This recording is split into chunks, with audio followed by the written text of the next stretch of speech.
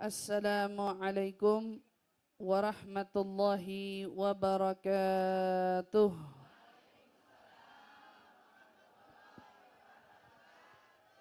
Alhamdulillahi rabbil alamin. Wabihi nasta'inu ala umuri dunya waddin. Wassalatu wassalam ala ashrafil anbiya'i wal mursalin. Sayyidina wa habibina wa syafi'ina wa qurrati a'yunina Muhammad sallallahu alaihi wa ala alihi wa sahbihi wa sallam. Subhanaka la ilma lana illa ma 'allamtana innaka antal alimul hakim. Rabbi zidna ilma warzuqna fahma, amin Allahumma amin. Allahumma inna nas'aluka ilman ladunni wal mashrab safiyal hani ya wahhab ya ghani. Allahumma inna nas'aluka ilman ladunni wal mashrab safiyal hani ya wahhab ya ghani. Allahumma inna nas'aluka ilman ladunni wal mashrab safiyal hani ya wahhab ya ghani. Alhamdulillah tsumma alhamdulillah. Segala puji syukur bersama-sama kita panjatkan kehadirat Allah yang mengumpulkan kita bersama-sama bermajelis, bersolawat kepada junjungan Nabi besar kita Muhammad sallallahu alaihi wa ala alihi wasallam, yang mana Allah subhanahu wa ta'ala berfirman, A'udzubillahi minasyaitonir rajim. Innallaha wa malaikatahu yusalluna 'alan nabi ya ayyuhalladzina amanu sallu 'alaihi wa sallimu taslima. Allahumma salli wa sallim wa barik 'alaihi wa 'ala alihi.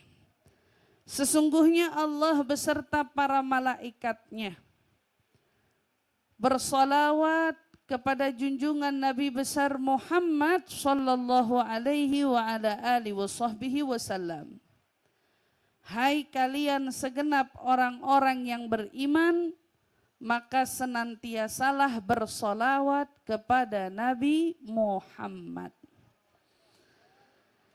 Dari ayat ini, Bu, kita jadi belajar. Ibu-ibu tolong saya minta untuk ketenangannya. Kalau belum bisa lihat wajah, insya Allah telinganya bisa dipasang. Dan saya minta untuk tidak mengambil gambar, tapi kalau mau rekam suara silahkan. Ya, jadi kita sama-sama mengheningkan diri sejenak. Kita menyimak daripada tausiah agar yang ingin sungguh-sungguh menyimak tidak terganggu dengan yang setengah-setengah mau nyimak. Tapi insya Allah saya yakin semua yang hadir adalah ibu-ibu yang rajin-rajin, yang semangat-semangat. Insya Allah mau cari ilmu yang bermanfaat. Insya Allah, amin ya rabbal alamin. Di dalam firman Allah subhanahu wa ta'ala, Allah berkata sesungguhnya Allah dan para malaikat.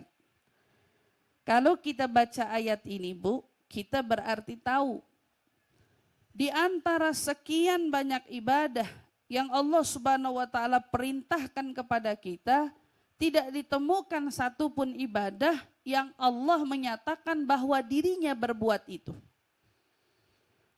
Berbeda dengan sholawat kepada Nabi Muhammad. Pada saat kita baca ayat ini, maka kita temukan Allah memulai dengan nama zatnya, kemudian diiringi, disertai para malaikatnya, dan Allah mengajak setiap dari kita yang beriman untuk turut serta melakukan salawat kepada Nabi Muhammad sallallahu alaihi wasallam. Maka ibu-ibu yang dirahmati Allah, dari sini kita tahu bahwa sholawat itu berarti memiliki pahala yang besar. Pahala yang tidak main-main. Tiap kali kita duduk bersholawat kepada Nabi, maka pahalanya mengungguli ibadah-ibadah kita lainnya di antara ibadah-ibadah wajib. Jadi kita mau ibadah apa aja nih.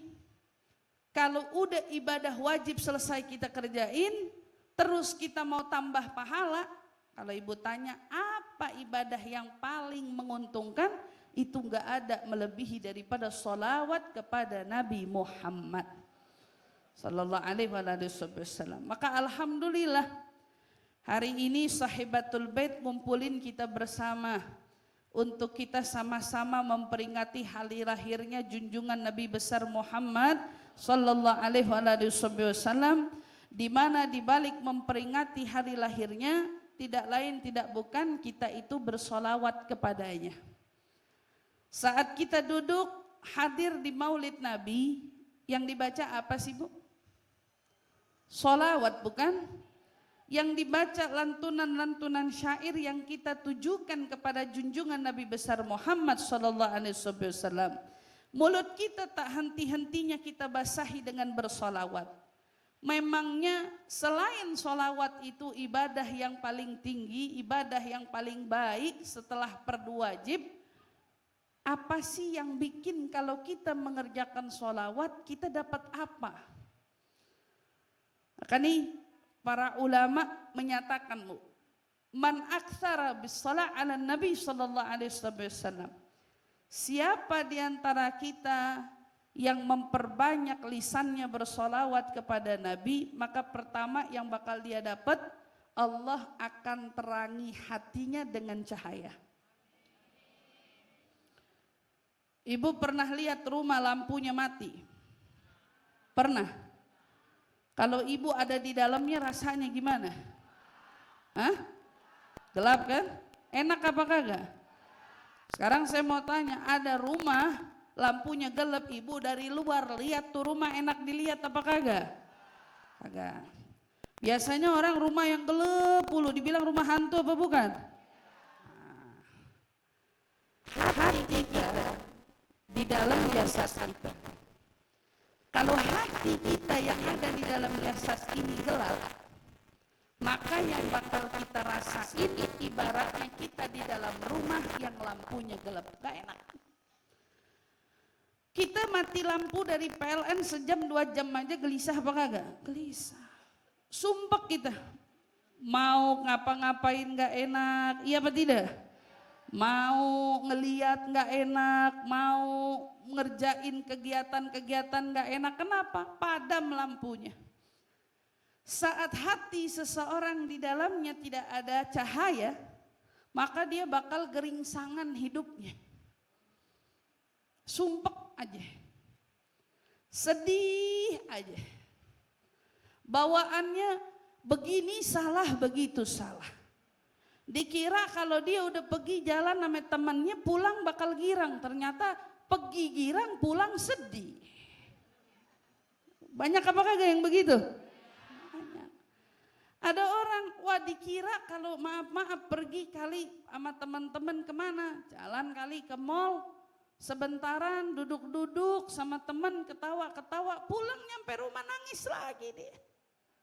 Sumpek lagi, ada masalahnya di mana? Masalahnya ada pada hati yang padam lampunya. Hatinya nggak bercahaya. Orang yang begini udah badannya nggak enak, hidupnya geringsangan, ditambah lagi orang yang lihat dia juga kagak enak. Kata orang yang nengok, nih orang serem amat dari jauh. Padahal mukanya mah Masya Allah. Dari atas sampai bawah mah dandan rapi. Tapi ternyata ada masalah apa? Cahaya hatinya mati. Di saat cahaya hatinya mati, orang dari luar ngelihat dia gak enak. Dijadiin temen duduk gak enak.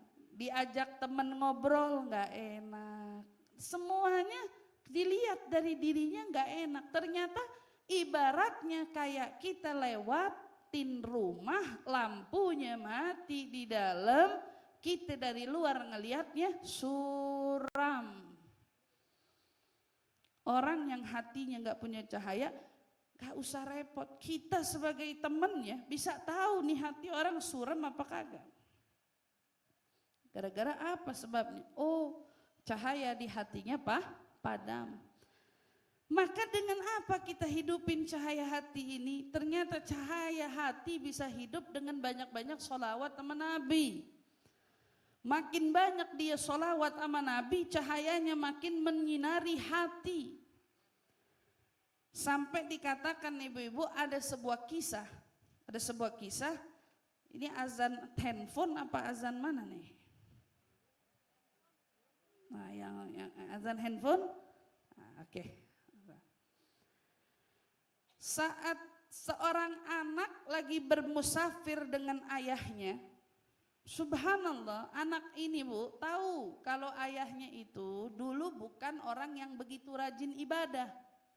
Bahkan dikenal ayahnya banyak melakukan kesalahan semasa hidupnya. Ayahnya suka mabok, ayahnya suka melakukan perbuatan-perbuatan gak baik lainnya. Satu ketika di tengah musafir perjalanan, ini anak sedang beristirahat dengan ayahnya, tiba-tiba ajal ayahnya datang. Ayahnya meninggal dunia. Tetapi betapa terkejutnya sang anak begitu ayahnya meninggal dunia, didapati maaf-maaf wajah sang ayah berubah menjadi wajah keledai. Betapa paniknya sang anak melihat mayat ayahnya ini, kepalanya berubah menjadi keledai. Dia mau minta tolong sama orang, dia bingung. Dia mau berteriak minta bantuan tenda lain, dia malu. Sampai sepanjang malam nih anak cuman bisa nangis. Lalu kemudian di tengah-tengah dia menangis, dia teringat seburuk-buruk perbuatan ayahnya, ada amalan yang tidak pernah ditinggalkan oleh sang ayah. Apa tuh? Berupa ayahnya tidak pernah tutup mata sebelum baca sholawat kepada Nabi Muhammad. Matanya nggak pernah ditutup. Jadi kalau mau tidur ngaco-ngacoknya ibaratnya gitu ya. Tapi dia nggak bakal peremin matanya sebelum sholawat sama Nabi. Maka anak ini bingung mau minta wasilah syafaat, mau minta pertolongan dari mana gitu ya. Akhirnya anak ini berdoa, ya Allah, kalau memang selama ini sholawat ayahku diterima olehmu, diterima oleh Rasulullah, maka tunjukkan keagunganmu dan tunjukkan kemukjizatan sholawat yang dibaca oleh ayahku. Tunjukin. Nangis anaknya berdoa. Tiba-tiba dari nangis menangis sampai anaknya tertidur. Begitu anaknya tertidur, dia bermimpi ada sosok manusia yang dipenuhi dengan cahaya masuk ke dalam tendanya dia. Dideketin jasadnya sang ayah yang kepalanya tadi berubah menjadi kepala keledai, kemudian diusap dengan tangannya. Sambil diusap kepalanya itu, berubah kepala ayahnya menjadi seperti kepalanya sedia kala lagi. Berubah dari kepala keledai menjadi kepalanya lagi, manusia lagi, kepala biasa, kepalanya dia aslinya. Maka anak ini bertanya, "Man anta? Kamu siapa? Kok kamu bisa melakukan itu?" Maka dijawab, "Aku adalah orang yang selama ayahmu hidup, dia senantiasa bersalawat kepadaku." Rasulullah sallallahu alaihi wasallam, "Saya adalah orang yang selama ayahmu hidup, dia mengirimkan sholawatnya untukku." Lihat, padahal sholawatnya bukan yang banyak-banyak banget, tapi rutin diamalin tiap saat. Mau tidur, ayahnya nggak pejamin mata kecuali sholawat sama Rasulullah sallallahu alaihi wasallam. Sebegitunya banyak dosa masih bisa ketolong sama Nabi di dunia. Begitu anaknya bangun dari tidur, terkejut. Dia terkejut, dia buru-buru datengin, ya, dibuka penutup tubuh ayahnya. Ternyata didapati wajah ayahnya sudah kembali seperti sedia kala. Bahkan kata anaknya jauh lebih bersinar daripada apa? Jauh lebih bersinar daripada wajah ayahku sebelumnya. Lihat manfaat dari sholawat kepada Nabi lebih bisa menyinari wajah kita, bahkan hati yang ada di dalam tubuh kita ini berkat wasilah sholawat kepada Nabi Muhammad sallallahu alaihi wasallam. Maka perbanyak sholawat, Bu, biar hati kita ada cahayanya. Dan kalau hati sudah ada cahayanya, insya Allah nggak akan geringsangan lagi. Kalau hati sudah ada cahayanya, nggak insya Allah nggak akan ada kegundahan lagi. Kalau hati sudah ada cahayanya, insya Allah nggak akan ada kesedihan-kesedihan lagi. Kalau hati sudah ada cahayanya, insya Allah ya, bahkan orang yang melihat kita pun ikut turut tenang, ikut turut nyaman, lantaran aura cahaya dari sholawat itu akan nampak dari raut wajah para pembacanya. Amin ya rabbal alamin. Itu satu. Yang kedua, sholawat ternyata bisa menyebabkan gugurnya dosa-dosa kita. Kita kan manusia pasti banyak dosa, betul apa kagak? Kalau dosa banyak, kita selama ini pernah tahu nggak seberat apa dosa-dosa kita? Ada yang pernah bisa ngitung gitu, kayaknya nih dosa ghibah saya hari ini 5 kilo kayaknya. Nggak bisa ngitung kan? Kayaknya dosa saya hari ini gara-gara nggak sengaja ngadu domba orang 20 kilo kayaknya. Kita tahu dosa itu beratin timbangan amal buruk, tapi nggak ada yang tahu beratnya kayak apa. Betul apa enggak? Terus gimana cara ngukur dosa? Mau tahu cara ngukur dosa beratnya kayak apa? Lihat seberat apa kamu ngerjain taat. Tuh. Pengen tahu seberat apa dosa kita? Lihat, kalau datang waktunya sholat, seberat apa kita mau beranjak untuk sholat. Kalau kita waktu mau ngerjain sholat, ya Allah, males banget, lemes banget.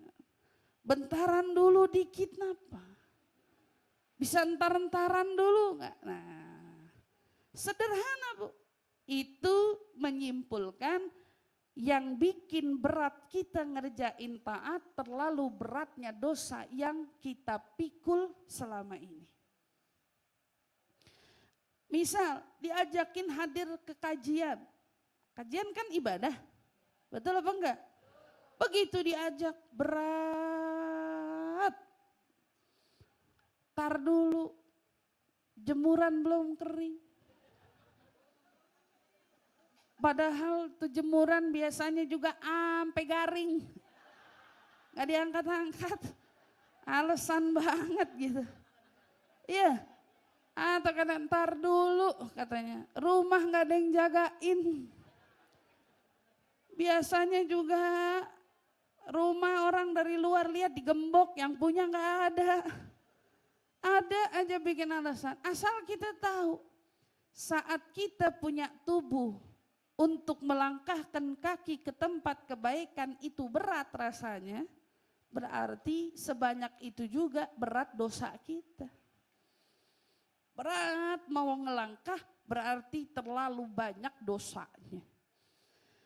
Diajakin ibadah, yuk kita sholawatan. Ya tar dulu deh, duluan. Ntar kita nyusul. Ya. Ibarat, yuk masih banyak tempat kosong di depan, duluan, kita mah di belakang aja. Maaf yang suka di belakang, bukan nyindir. Gitu. Iya. Kalau dapat di belakang karena udah penuh mah wajar, tapi kalau di depan masih lenggang milih di belakang, ini yang gak wajar. Ini yang gak wajar.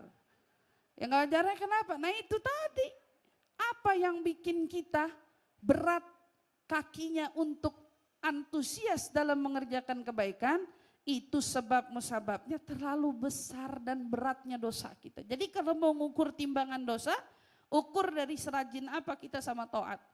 Kalau kita diajakin taat ringan, insya Allah dosanya juga ringan. Kalau kita diajakin yuk kita sedekah, ayo sedekah, semangat, nggak ada berat-beratnya, insya Allah nandain dosanya juga ringan.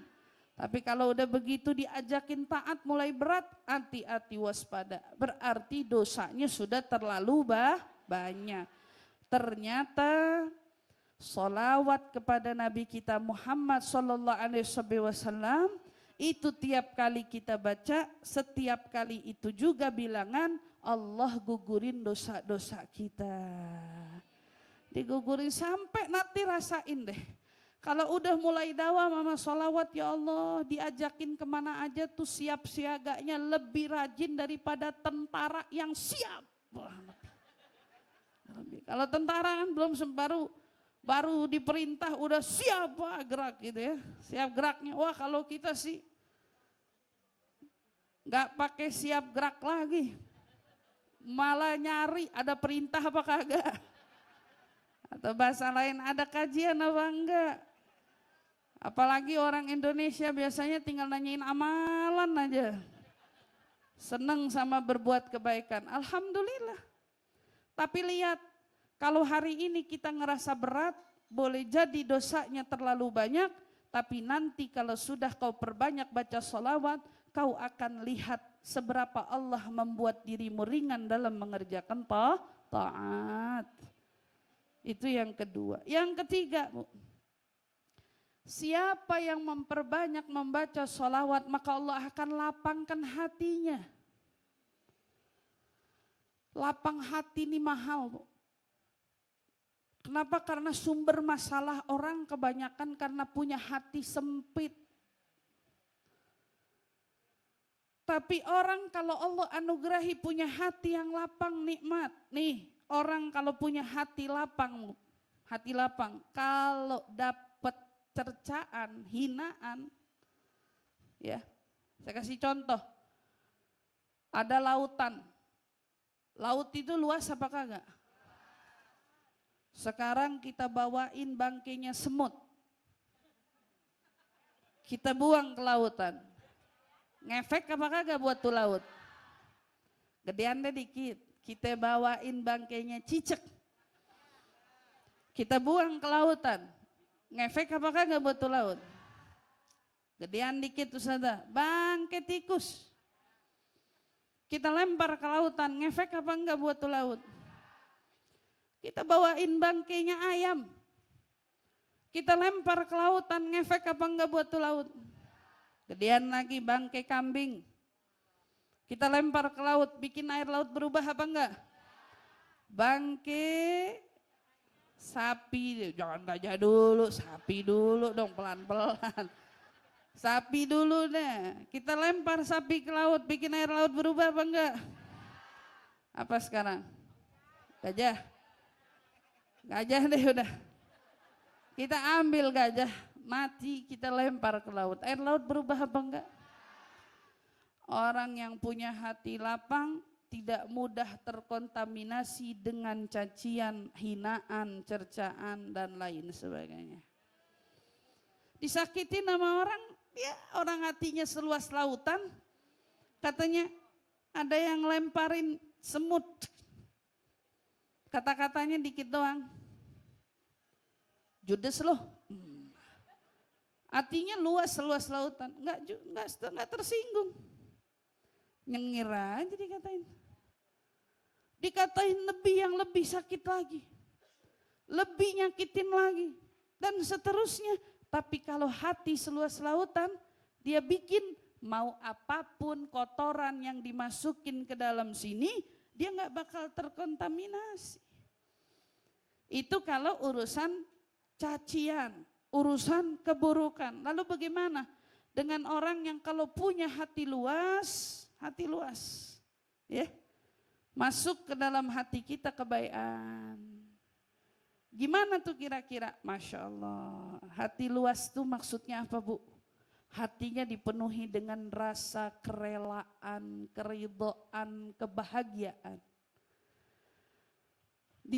Dikasih sesuatu, dia lebih ngerasa cukup ketimbang kurangnya. Diberi sesuatu, dia lebih ngerasa puas ketimbang nagihnya. Itu beda kan? Ada orang dikasih, tapi kalau hatinya ini sempit, dikasih, tapi ternyata dia bilang, saya pengen lebih lagi. Kurang katanya. Ternyata bukan pemberiannya yang bermasalah, hatinya yang bermasalah. Hatinya yang bermasalah. Orang yang kayak begini, maaf-maaf, mau punya nikmat sebanyak apapun, tapi kalau udah dasaran hatinya sempit, kerjaannya bukan ngeliat yang dia punya, tapi ngeliat yang orang lain punya. Makanya ada istilah apa? Rumput tetangga lebih hijau daripada rumput Memang kalau kita ngelihat rumput tetangga bawaannya cakep aja. Giliran lihat rumput sendiri kayak ada yang kuning-kuning tuh. Kayak ada yang pitak, ada yang kurang aja. Padahal segala bentuk nikmat itu diawali dari rasa syukur kita. Maka orang yang hatinya lapang itu akan nampak dari dirinya apa? Kerelaan yang luas dalam menerima segala pemberian yang Allah tetapkan untuknya. Dikasih jatah, maaf-maaf, suami kasih bulanan sekian, alhamdulillah. Padahal kurang loh. Ada yang perlu ditombokin. Ada yang masih belum cukup. Ada yang harus terus dibayar. Masih kurang. Tapi kalau hati diiringi kerelaan minimal Bu, minimal muka ibu nggak cepet tua. Minimal. Kenapa? Karena hati nggak pegel aja. Ternyata orang yang hatinya sempit, yang pegel terus, mukanya cepet tua. Penyakitan banyak datang. Muda-muda banyak sakitnya. Dari awal sumbernya bukan tentang bawaan penyakit, tapi ternyata hatinya sempit. Kata orang bilang orang hatinya udah sempit, yang ditakutin sampai kubur pun kuburnya jadi sempit. Naudzubillah min. Jagain. Dengan apa? Ayo banyakin sholawat sama Nabi Muhammad sallallahu alaihi wasallam. Yang keempat, katanya apa? Banyak-banyak baca sholawat, insya Allah segala urusan bakal dipermudah. Orang yang rajin sholawat urusannya gak bakalan pernah sulit. Orang yang rajin sholawat urusannya bakal dibuat mudah. Orang yang rajin sholawat setiap ketemu apapun ujian rintangan, tapi bibarakati sholat ala Nabi, berkat sholawat dia sama Nabi Muhammad sallallahu alaihi wasallam, maka semua urusannya dibikin sama Allah mudah jalannya. Mudah jalannya. Ibu bayangin, dulu ada sebuah kisah. Nabi ngutus seorang sahabat. Kalau saya tidak salah beliau bernama Safinah. Diutus sahabat ini pergi ke satu daerah, ke satu tempat. Dia waktu itu saat diutus dia perlu menyeberangi lautan. Singkat cerita. Dia bawa surat dari Rasulullah. Namanya juga utusan kan? Tahu-tahu ada angin kencang membuat ombak dan membuat dia punya sampan terombang-ambing. Sampai singkat ceritanya nyasarlah dia di mana? Di tengah lautan. Terombang-ambing terus, sudah nggak berarah nih, udah pasrah deh, kemana nasib membawa. Berhenti di mana? Terdampar di tengah hutan. Berhenti, kedampar dia di tengah hutan. Dia bilang nih kita mau kemana? Ke laut. Gak ada jalan. Satu-satunya jalan masuk ke hutan. Tapi masalahnya gak tahu jalan. Tapi yang dia tahu apa? Dia bawa pesan Rasul. Dia bawa suratnya Rasul. Dipegangin tuh suratnya Rasul SAW. Amanat. Ibaratnya kalau perahu hancur, semua hancur, tapi suratnya ini gak boleh hancur. Kenapa? Karena ini amanat dari Rasulullah SAW. Walhasil singkat cerita, begitu dia nerobos masuk ke dalam hutan, Masuk hutan gimana Bu caranya? Nyampe di hutan ketemu sama binatang-binatang buas.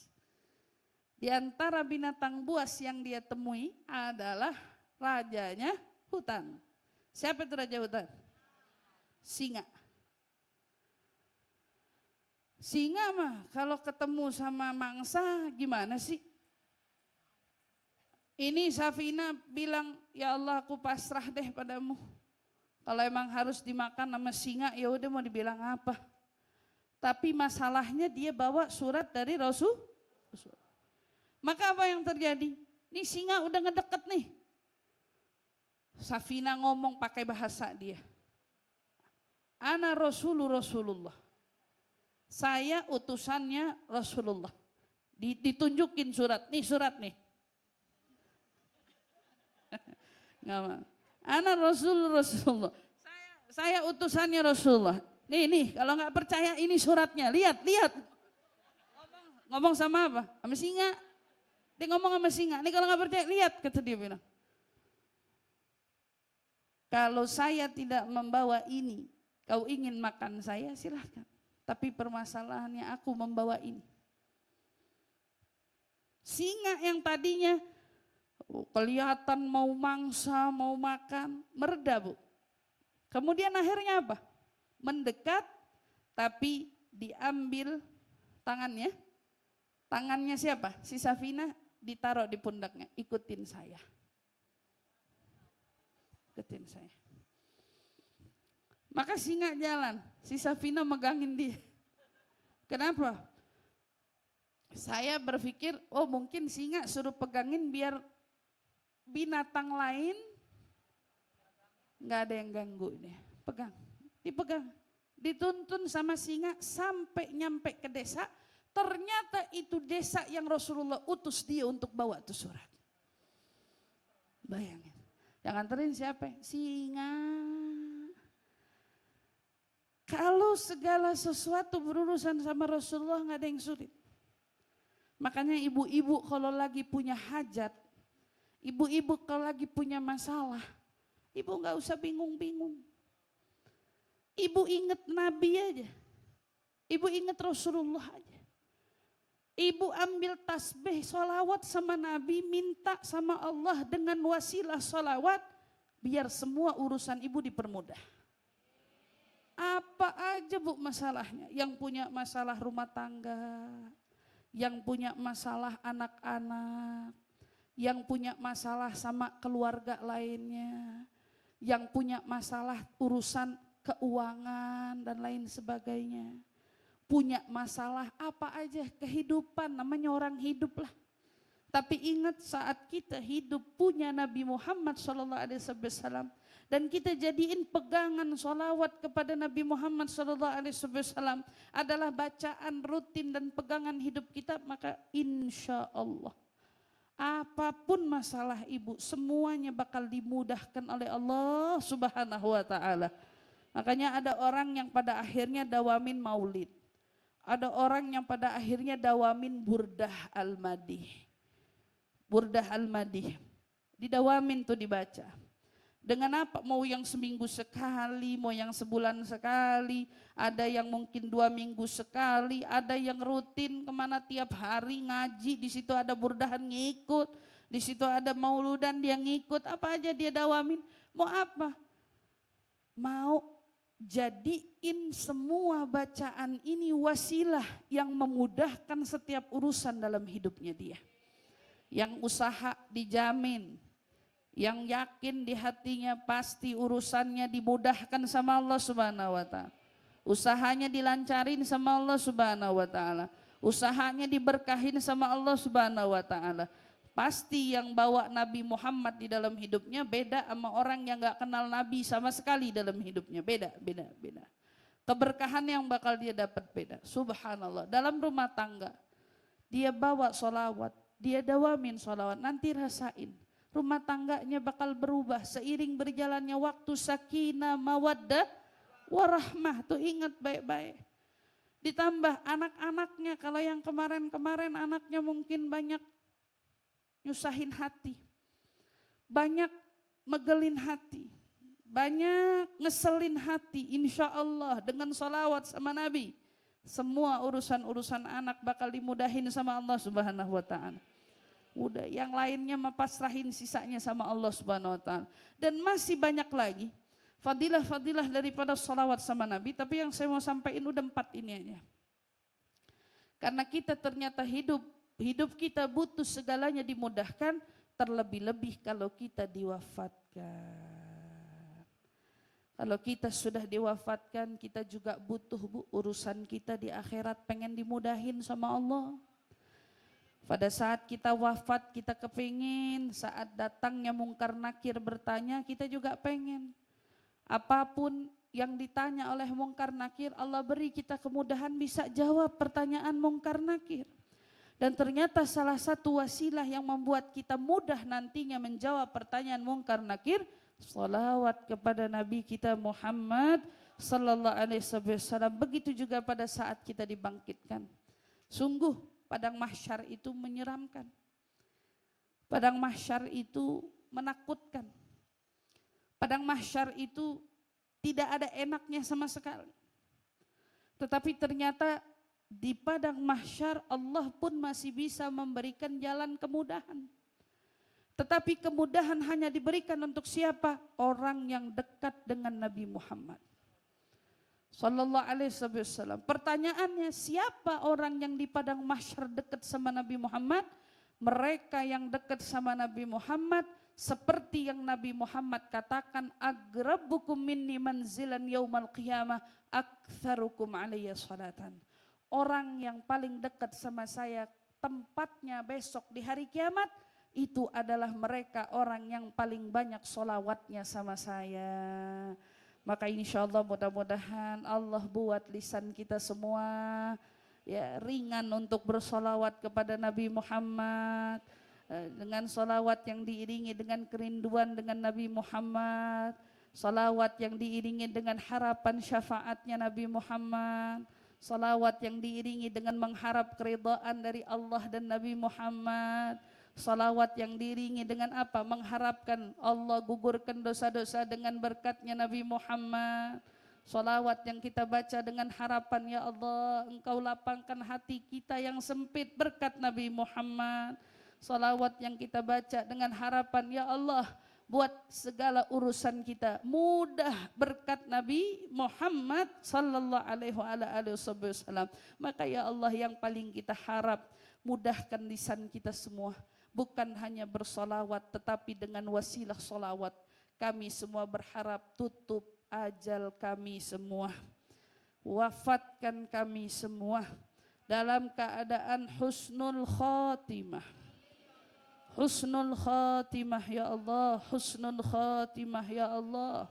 Dan jadikan lisan kami dengan mudahnya mengucapkan 2 kalimat syahadat, la ilaha illallah Muhammad Rasulullah sallallahu alaihi wasallam.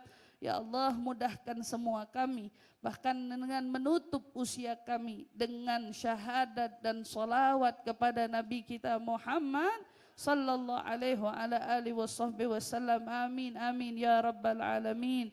Tak lupa kita doakan bersama Majelis Ta'lim Sa'adatud Darain yang dipimpin oleh Ustadz Muhammad Idrus ya. Mudah-mudahan insya Allah Allah panjangkan umurnya beserta istri Ibu Sherly, mudah-mudahan keduanya dijadikan rumah tangga yang sakinah mawaddah warahmah. Apa yang dihajatkan dari hajat dunia sampai hajat akhirat, mudah-mudahan semuanya diijabah oleh Allah Subhanahu wa Ta'ala. Apa yang dibuatnya hari ini mendatangkan kebahagiaan, kemanfaatan yang menyenangkan dan menggembirakan hati Nabi besar Muhammad sallallahu alaihi wasallam, dan juga tentunya kedua orang tua Ibu Tumilah dan Bapak Wawan Rahmawan. Mudah-mudahan Allah panjangkan umur, Allah sehatkan badan, Allah kabulkan semua hajat, dan segenap keluarga besar mudah-mudahan dipelihara, dijaga oleh Allah Subhanahu wa Ta'ala. Berkat wasilah junjungan Nabi besar Muhammad sallallahu alaihi wasallam, Allah kabulkan hajat-hajat kita semua yang hadir. Allah kabulkan semua harapan-harapan kita yang hadir. Allah angkat sakit-sakit kita yang hadir. Dan Allah gugurkan dosa-dosa kita yang hadir. Dan segenap orang-orang yang kami cintai yang ada di rumah ya Rab dan dimanapun mereka berada. Ala hadhihi niyah wa ala kulli niyatin salihah jami'ah syamilah wa ila hadratin Nabi Muhammadin sallallahu alaihi wasallam bisirril Fatihah.